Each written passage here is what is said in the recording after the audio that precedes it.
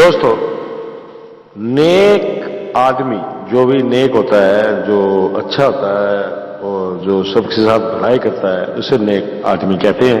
और नेक आदमी का जो भाग्य होता है वो अच्छा ही निकलता है, चाहे उसे कोई दोस्त दगा भी दे, धोखा भी दे है और कोई उसके साथ बुराई भी करे, लेकिन अगर वो नेक है तो उसका हर तरह से वही नेक भाग्य उसका साथ भी देता है। इसी तरह की एक कहानी मैं आपको सुनाने जा रहा हूं, एक लड़की की और एक लड़के की। लड़की को पता था कि वो लड़का नेक है, इसलिए वो उससे शादी करना चाहती थी, लेकिन उसके साथ ही एक और लड़का था जो उस लड़के से भी शादी करना चाहता था। अब वो लड़की उस नेक आदमी से, जो पहले वाला उसका, जिसको उसने कहा था नेक है, इसके साथ शादी करूंगी, उसके लिए ज्यादा वो इंटरेस्ट रखती थी, ज्यादा इच्छुक थी उससे शादी करने के लिए। लेकिन वो दूसरा लड़का उस पहले लड़के को बरगलाने की कोशिश करता था और उसके साथ धोखा भी करता था। लेकिन उस नेक लड़के का भाग्य ने उसका साथ दिया और वो अपने भाग्य की ही वजह से काबिल बना और अच्छा इंसान भी बना। तो दोस्तों, ये कहानी एक बहुत ही अच्छी कहानी है जो मैं आपको सुना रहा हूं, ध्यान से सुनिएगा और चैनल सब्सक्राइब करना भी ना भूलिएगा कहानी सुनने से पहले। तो चलो दोस्तों, कहानी सुनिए जो मैं आपको सुना रहा हूं। लक्ष्मी रामपुर नामक गांव में रहती थी। वह सुंदर और तेज लड़की थी। उसकी शादी की उम्र हो गई। पड़ोसी के गांव का राम उसे बहुत अच्छा लगा, क्योंकि वह बहुत ही नेक और नादान युवक था। जब शेखर उसका पड़ोस में रहने वाला ही भी युवक था, उसका नाम शेखर था। जब शेखर को ये बात मालूम हुई तो लक्ष्मी के पास जाकर उसने कहा, राम बेवकूफ है, उससे शादी करके तुम तकलीफों में फंस जाओगी। मुझसे शादी करोगी तो मैं तुम्हें सुखी रखूंगा, किसी भी तकलीफ को पास भी नहीं फटकने दूंगा। लक्ष्मी ने उसकी बात का खंडन करते हुए कहा, राम में अकल की क्या कमी है? उससे अधिक अकलमंद इस गांव में ढूंढने पर भी नहीं मिलेगा।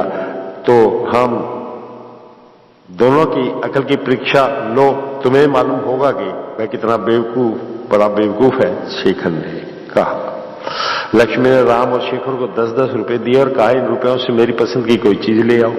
फिर राम से उसने कहा, तुम्हें जो भी लाओगे अवश्य ही मुझे पसंद आएगा, लेकिन हाँ, एक बात याद रखो, जहां कहीं भी रहो अपनी नेक नियति मत छोड़ना, वही तुम्हारी प्रतिष्ठा को और बढ़ाएगी। तुम जो भी लाए लक्ष्मी वही पसंद करेगी। इसलिए शेखर ने निर्णय किया कि वह राम को कोई वस्तु लाने ही नहीं देगा। इसके लिए उसने छिपे छिपे एक आदमी को तैनात किया। दोनों शहर पहुंचने के लिए जब जंगल से गुजरे थे, तब शेखर ने राम से कहा, यहीं इर्द गिर्द के किसी पेड़ के कोटर में मैंने कुछ समय पहले 100 रुपए छिपाए थे। मैं नहीं चाहता था कि कोई उस जगह को जाने। तुम यहीं रहो, मैं वह रुपए ले आऊंगा। शेखर ने पेड़ के कोटर में रुपए छुपाए। इस बात पर राम को अवश्य ही आश्चर्य हुआ, परंतु उसने उससे कुछ भी नहीं पूछा। शेखर ने जब उससे कहा, जंगल में चोर होते हैं, अकलमंदों से वे दूर रहते हैं, मुझे दुख है कि तुम्हें अकेला छोड़कर जा रहा हूं। मैं तुम्हारी भलाई चाहता हूं, अपने जो रुपए हैं अपने पास ही सुरक्षित रखना। लेकिन लक्ष्मी ने जो 10 रुपए दिए हैं उन्हें मेरे पास देना, उन्हें मैं सुरक्षित रखूंगा। कहते हुए राम से 10 रुपए लिए और पेड़ों के बीच में चला गया। शेखर का नियुक्त किया हुआ आदमी भी छिपे छिपे उनके पीछे ही आ रहा था। राम को इस बात का पता नहीं था। शेखर पेड़ों के बीच उस आदमी से मिला। शेखर ने उसे बताया कि उसे क्या करना होगा। वह आदमी राम के पास गया, चाकू निकाली, उसे डराया धमकाया और उसके पास जितने रुपए थे वो ले लिए। वह रुपए लेकर उससे ने शेखर को सौंप दिए। शेखर ने उस आदमी को 100 रुपया पुरस्कार दिया और उसे भेज दिया। फिर वह राम के पास आया, मानो सब कुछ भी नहीं जानता हो। राम ने विस्तार जो हुआ था शेखर को बताया और कहा, जैसा तुमने बताया ठीक वैसा ही हुआ। तुम्हारी मेहरबानी से लक्ष्मी के 10 रुपए मात्र बच गए जो मैंने तुम्हें दिए थे। दोनों जब शहर पहुंचे, गहनों की एक दुकान में गए, वहीं शेखर ने 10 रुपए का एक गहना खरीदा। यह देखकर राम ने भी ये गहना खरीदना चाहा। दुकानदार इस पर हंस पड़ा और बोला, शेखर ने अपनी अक्लमंदी से बहुत बार हमारी मदद की है। हम जानते हैं कि मुफ्त में वे कुछ नहीं लेंगे, इसलिए उनसे सिर्फ 10 रुपए लेकर उन्हें वह गहना दिया है, और कोई होता तो 200 रुपए से कम में नहीं देंगे। जब राम ने देखा कि शेखर ने इतना कीमती गहना खरीदा है, तो उसने निश्चय किया कि वह मैं कुछ नहीं खरीदूंगा, क्योंकि जो भी खरीदूंगा उस गहने के सामने कुछ भी नहीं।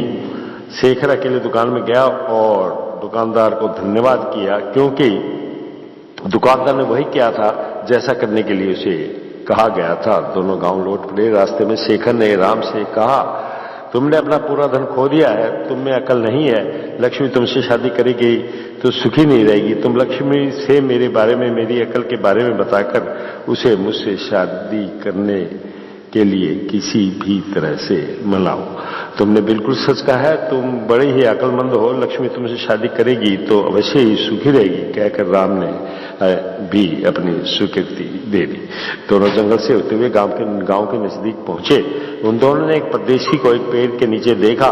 उसने दोनों के बारे में पूरा विवरण जानने के बाद कहा, एक देवता ने मुझे आदेश दिया है कि मैं अभागों की सहायता पहुंचाऊं। ईश्वर राम को हीरो का ये हार देता हूं। उसने हीरो का चमकता हुआ हार राम को देते हुए कहा, जो तुम्हें पसंद है उन्हीं को ये हार देना, और किसी को भूलकर भी मत देना। याद रखो, तुम अच्छाई नहीं छोड़ोगे तो देवता सदा तुम्हारी सहायता करेंगे। शेखर का गहना राम के गहने के सामने फीका पड़ गया।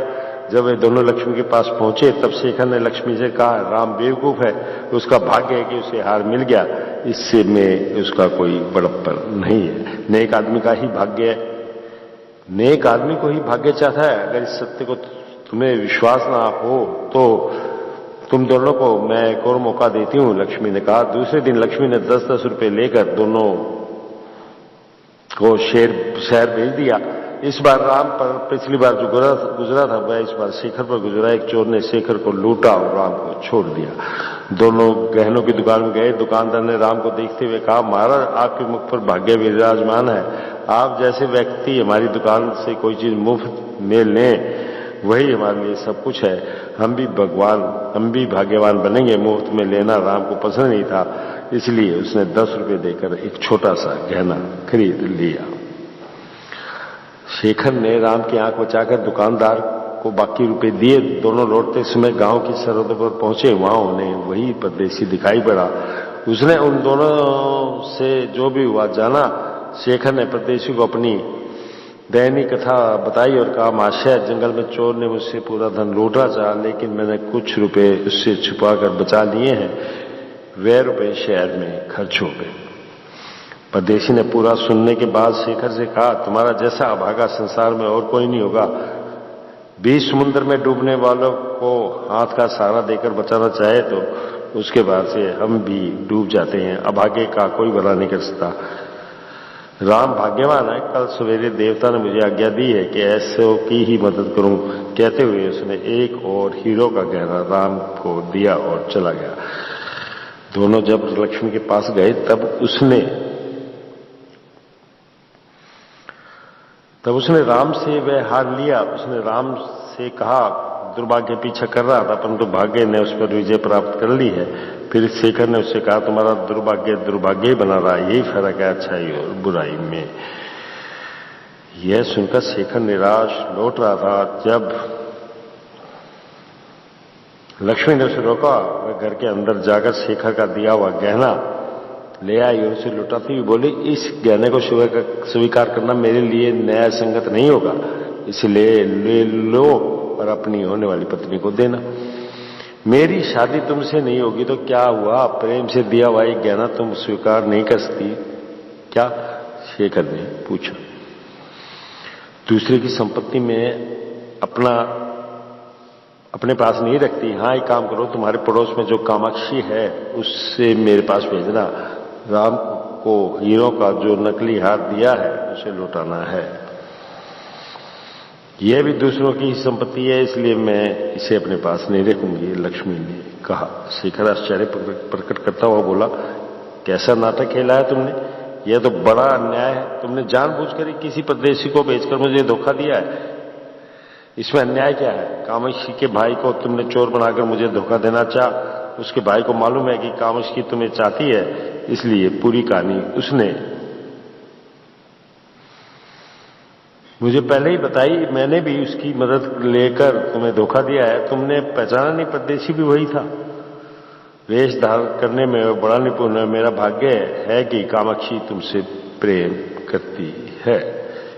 ऐसा नहीं होता तो तुम्हारा धोखा मैं जान नहीं पाती, लक्ष्मी ने कहा। शेखर लक्ष्मी की बातों की सच्चाई को जान गया। अब उसकी समझ में आ गया कि कामाक्षी जैसी अच्छी और अक्लमंद लड़की का उससे प्रेम करना ही उसका भाग्य है। वह जान गया कि भाग्य नेक आदमी का ही साथ देता है। जो आदमी कुटिल है, बुरा है, दूसरों को हानि पहुंचाना चाहता है, जिंदगी में कभी सफल नहीं होता। उसे सफलता दिखने लगती है, परंतु वह तत्कालिक है। इस तत्कालिक सफलता के कारण कभी अपनी अक्लमंदी पर उसे गर्व होने लगता है। अंत में सच्चाई मालूम पड़ जाती है। जो अपनी गलती समझकर सुधर जाता है और नेक बन जाता है।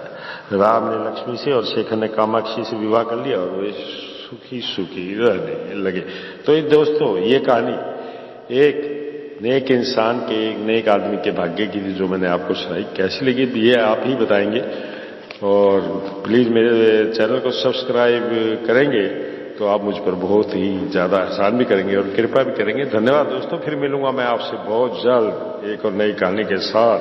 इंतजार कीजिएगा।